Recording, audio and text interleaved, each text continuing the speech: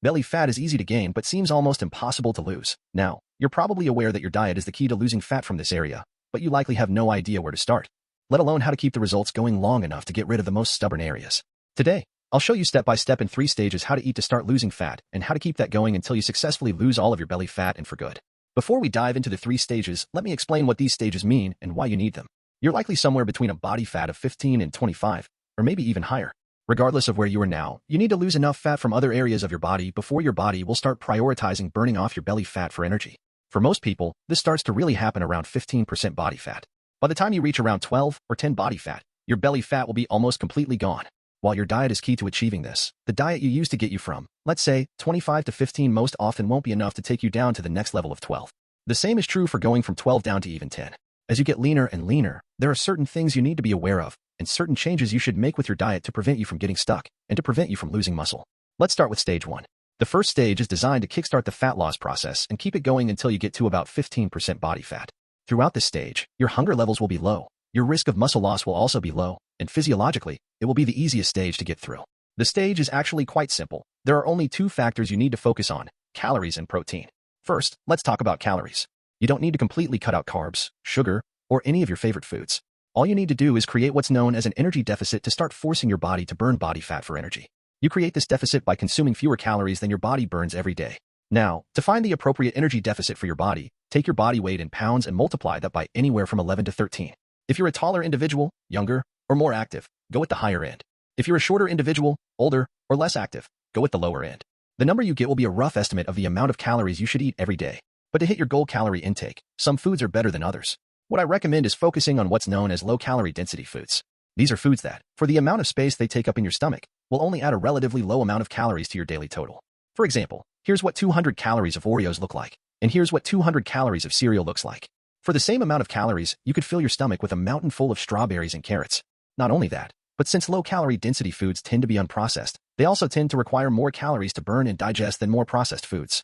Now, as for how much of a difference this can make for fat loss, a recent 2019 paper took 20 adults and first ran them through a diet consisting of only high-calorie density processed foods for 2 weeks. Afterward, they switched them to a diet of low-calorie density unprocessed foods for 2 weeks. In both conditions, they were allowed to eat as much food as they wanted. The result, the processed foods diet led to almost 2 pounds of weight gain. Once they switched to the unprocessed diet, however, their daily calorie intake dropped by over 500 calories, and they ended up losing over 2 pounds. At the end of the stage, I'll provide a list of low-calorie density food items for you to pick from. But before that, there is one more factor you need to pay attention to. Although eating fewer calories than your body needs will help you lose weight, you want as much of that weight loss to be from fat rather than muscle. This is where protein comes in. You need to start eating more of it. In fact, in studies where subjects go on the same diet and lose the same amount of weight, the ones who eat more protein end up losing more fat and less muscle. As for how much protein you should aim for, a good recommendation for relatively heavier males in the stage who are at a higher body fat is to eat 1 gram per centimeter over your height. So, if you're 175 centimeters tall, you need to eat around 175 grams of protein per day, with the remaining calories coming from carbs and fats. Whereas if you're a relatively lighter individual or closer to 15% body fat, then you want to multiply your body weight in pounds by 0.8 and at a minimum eat that many grams of protein per day. This might sound like a lot at first, but as you'll see, it's pretty easy to do if you choose the right protein sources. So to apply this all, take a look at these lists. Here's a list of some low-calorie density unprocessed foods, and here's a list with protein sources ordered from highest to lowest in terms of how much protein they contain relative to their calories. Use these lists to build your meals throughout the day, and try to have 1 lean protein source and at least 1 serving of fruits and/or veggies in each of your meals.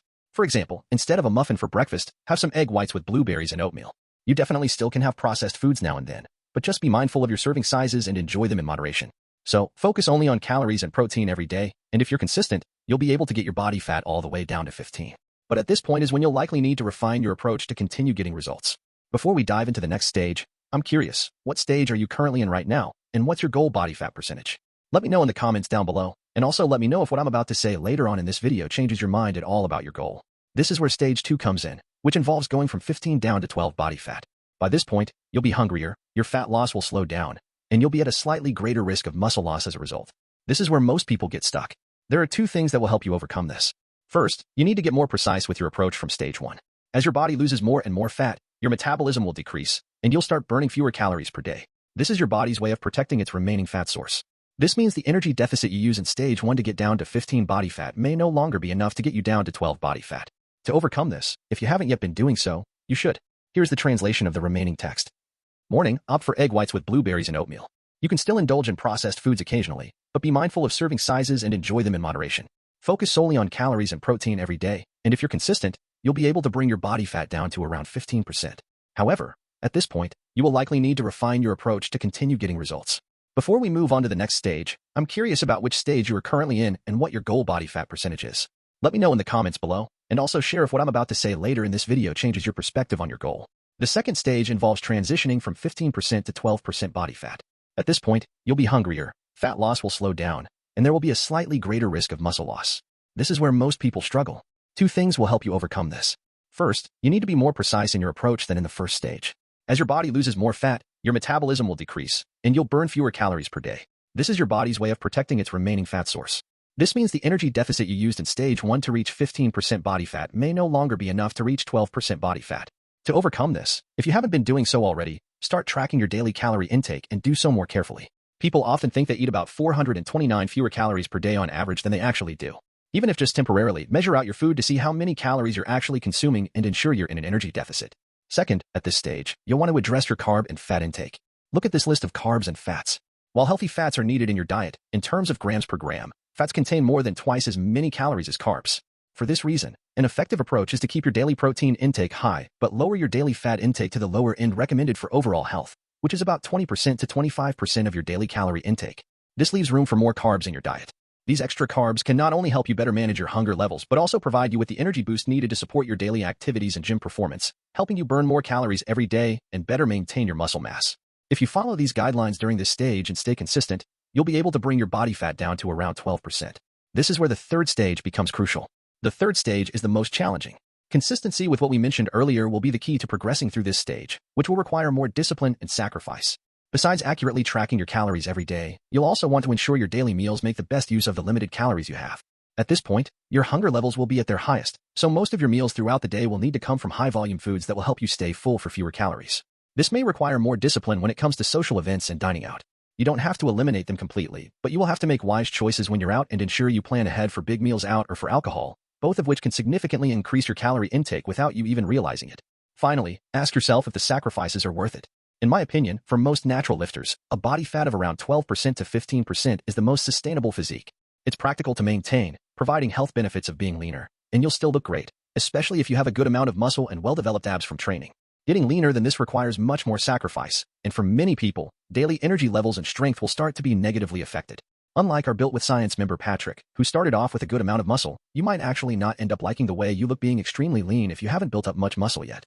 So, while you definitely can get to 10% body fat by pushing through with what you've learned, at least consider hanging around at a slightly higher body fat level first and be proud of how far you've come.